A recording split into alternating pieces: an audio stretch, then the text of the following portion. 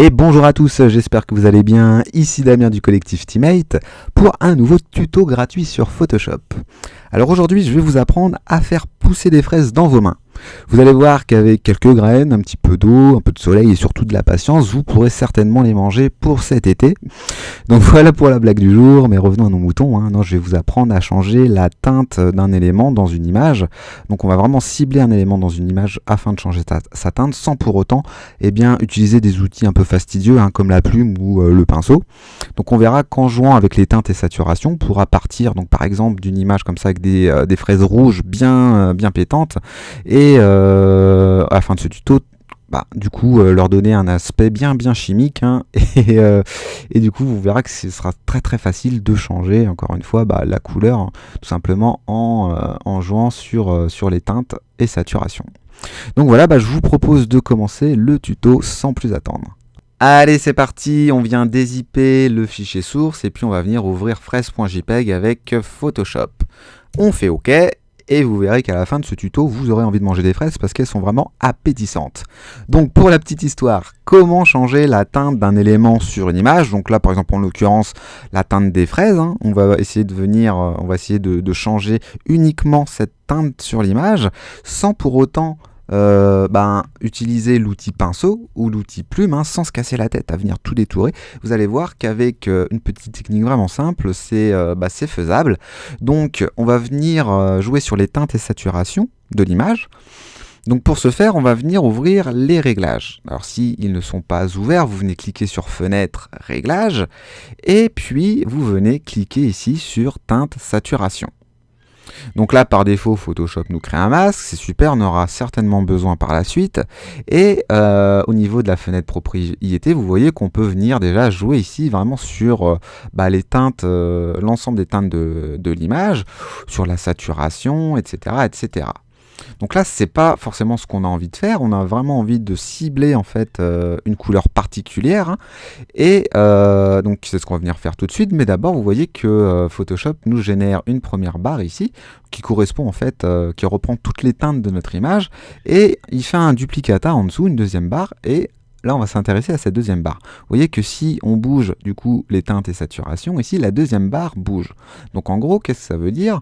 C'est donc si je me mets vraiment à moins 180, ça veut dire que par rapport donc à cette première barre, tous les bleus ciel sont devenus rouges, tous les fuchsias ici sont devenus verts, et puis tous les les cyans très clairs sont devenus, vous voyez, à peu près rouges.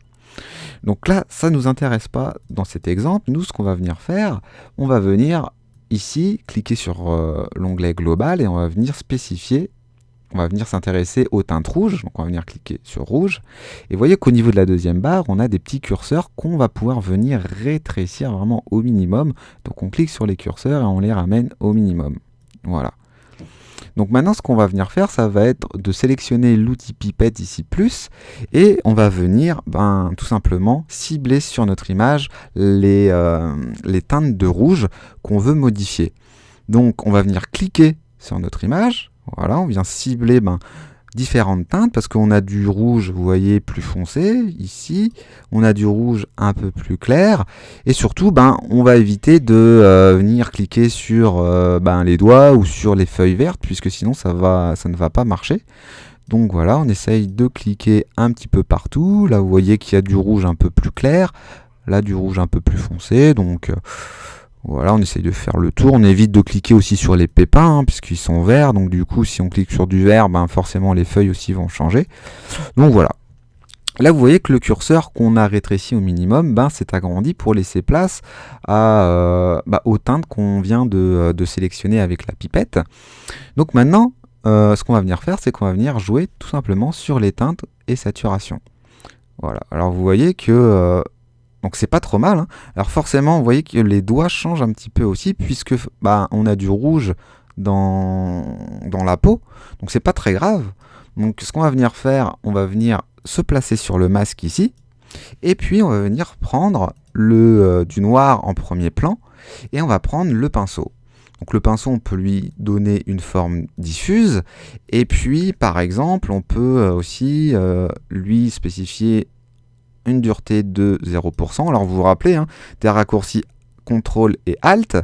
Si on glisse notre souris de droite à gauche, on rétrécit la forme, et de gauche à droite, on l'augmente, donc on augmente le diamètre de la forme. Si on va de haut en bas ou de bas en haut, on peut venir jouer ici sur la dureté de la forme. Donc là, on essaye de se mettre en 0% en dureté, et puis on va prendre une forme pas trop grosse non plus, mais pas trop petite, et puis on va revenir repasser, vous voyez, sur les doigts, voilà, sur la peau, tout simplement, puisque c'est vrai que on a du rouge dans la peau, donc forcément, vu qu'on a sélectionné du rouge de la fraise, eh bien, ça nous a sélectionné un petit peu de teinte aussi, hein, qu'on retrouve dans notre peau. Donc voilà, on peut même zoomer un peu plus, hein, si on veut être précis. On appuie sur espace, hein, pour naviguer comme ça facilement dans son espace de travail. On peut réduire. Voilà, donc on peut même repasser sur le vert, puisqu'on a vraiment pas touché au vert, on a touché qu'au rouge là. Donc voilà. Donc bien sûr, hein, vous ferez ça mieux que moi. Voilà, ici on peut aussi donner des petits coups. Si on voit qu'on a dépassé, vous voyez, comme ça, c'est pas bien grave, hein. On se remet en blanc, et puis on vient repasser, baisser par exemple la forme, vous voyez, tac, et on vient, alors on essaye d'être précis, hein. Voilà, comme ceci. On peut se remettre en noir, on augmente la forme, et puis là je pense qu'on n'est pas trop mal. Ici on peut peut-être donner des petits coups aussi, voilà. Bon, moi je trouve qu'on est bien. On dézoome, et pour voir si on n'a pas touché aussi à certains éléments du décor, je pense que si d'ailleurs, eh bien on n'hésite pas à éteindre le calque, à le rallumer rapidement, vous voyez. Alors là on peut s'apercevoir dans cette zone ici que y a certaines couleurs qui changent. On peut s'apercevoir aussi dans cette zone ici au niveau du coffre que aussi la couleur a changé, et aussi au niveau, regardez, de son cou et de ses cheveux, que ça a aussi changé. Donc pas de souci, hein, on se remet sur le masque, on augmente la forme, et puis là on vient tout simplement repeindre sur toute l'image.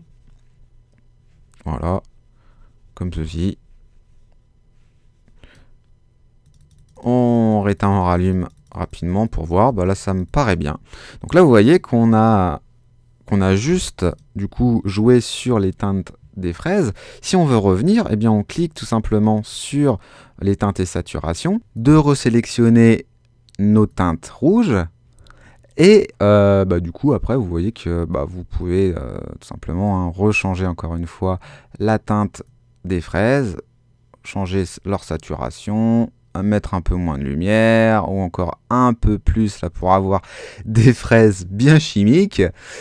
Donc voilà, ce tuto aurait très bien pu aussi fonctionner, hein, si vous aviez envie de changer la couleur de son gilet, ou juste d'un élément n'importe où, hein, dans l'image. Donc c'est une technique vous voyez qui est vraiment très simple et qui est bonne à connaître. Donc voilà, j'espère que vous avez apprécié ce tuto. Si vous l'avez aimé, n'hésitez pas à mettre un petit pouce vert, hein, et puis à partager cette vidéo. N'hésitez pas aussi à montrer vos créations sur notre site internet, hein, on sera ravis de les mettre en ligne et de les commenter. Je vous retrouve très rapidement pour un prochain tuto. À bientôt.